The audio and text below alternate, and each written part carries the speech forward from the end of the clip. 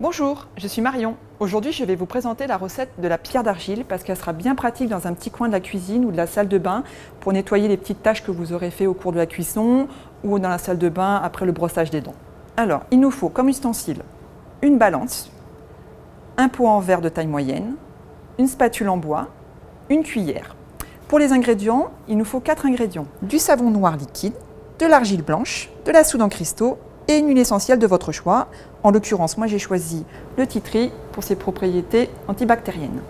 Pour commencer, nous prenons notre pot en verre que nous posons sur notre balance qui est allumée et nous tarons. Voilà. Alors, premier ingrédient que l'on prend, c'est celui de l'argile blanche. L'argile blanche, il nous faut à peu près 90 grammes. Hop, donc on les met. Après, on prend les soudes en cristaux. Les soudes en cristaux, il nous en faut très peu, il nous faut une cuillère à café.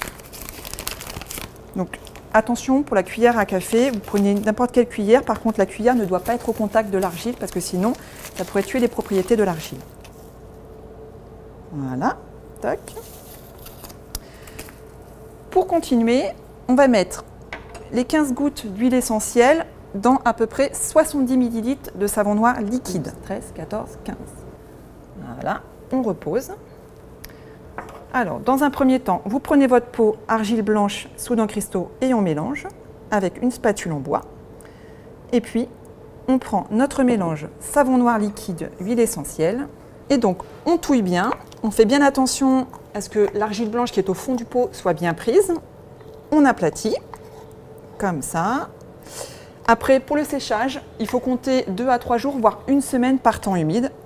Et au bout de 3 jours, voilà ce que ça donne.